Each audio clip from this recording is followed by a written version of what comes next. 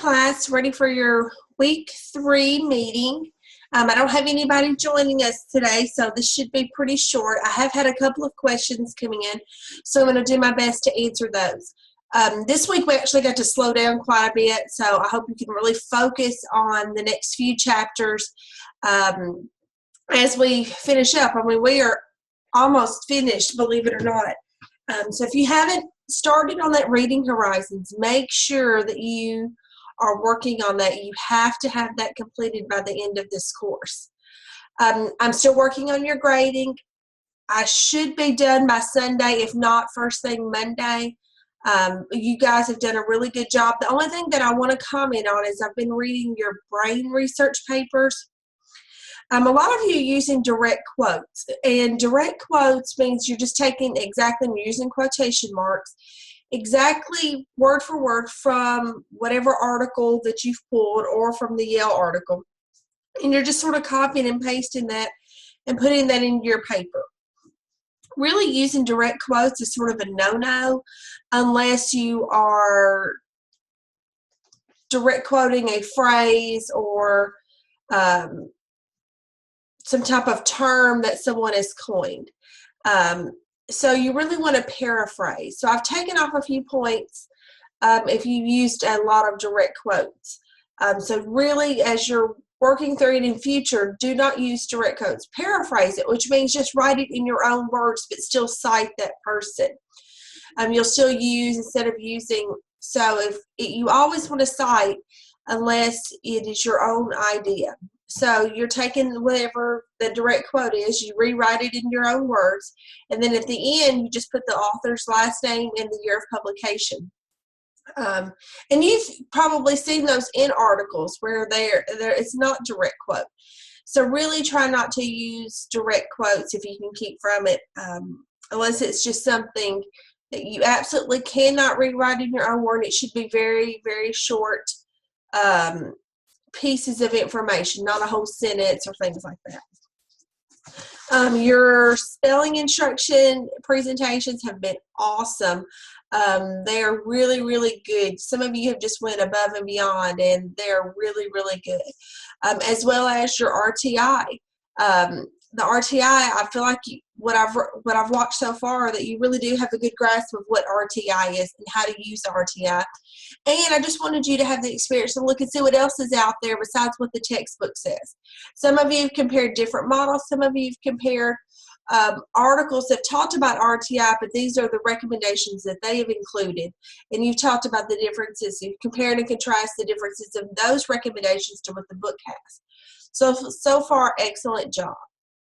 As you're working on week 3, I really want you to spend some time working on fluency.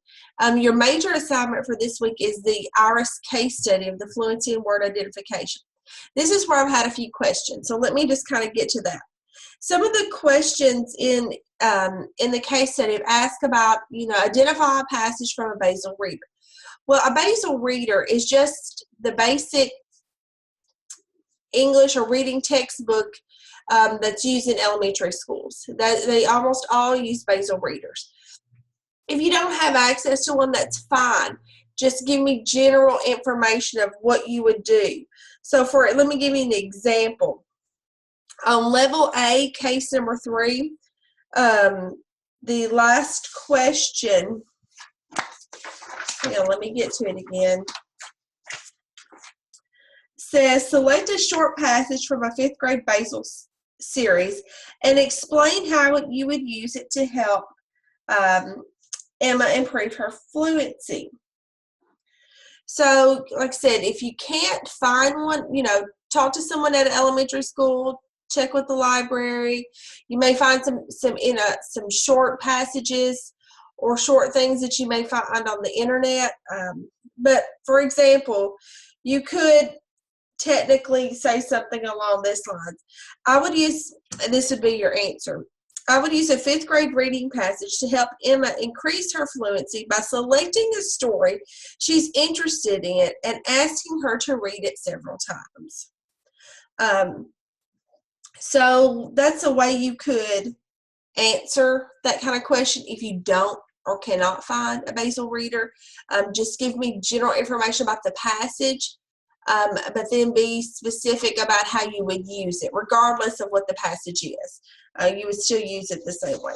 So maybe that will clear up some of the concerns or misconceptions about the basal reader. I think there's a couple more questions about the basal readers, but you should be able to give me general information about the passage and then really get into more detail with how you would use it, especially when it comes to fluency.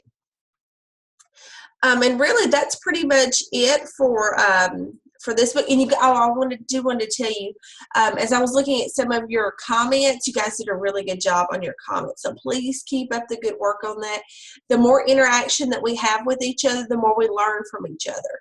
So I try to set up as many things as possible to help with that. I do want to take a brief look at next week real quick. So let's go there. Told you we're almost at the end, week 4. So this is chapter 6, which is vocabulary. I use a lot of teaching channel videos here for you to watch. There are more that you can look at. So really go through the teaching channel website, and you can just type in, vocabulary words and things like that. You do have a couple more activities. You do have to write another paper on the vocabulary selection activity. Remember that direct quote piece. I want you to summarize the article and then describe a vocabulary activity that you would use for peer tutoring practice. So if you were using it in your classroom, how would you use it? I want you to tell me that. And then we have the reading strategies presentation, which you're going to have to locate. It says recommendations for teaching vocabulary who live in poverty, mirror vocabulary instruction that is effective for English language learners.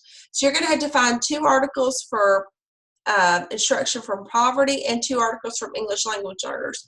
So if you finish with week 5 early, you may want to, with week 3 early, you may want to go ahead and jump into week 4.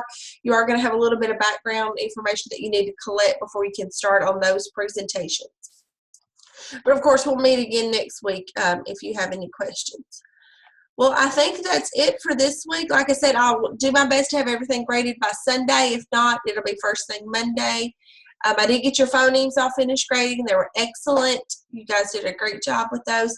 That will also be the TK20 assignment, which will be coming out very soon, and you will have to post your link to that from VoiceThread into TK20 for that.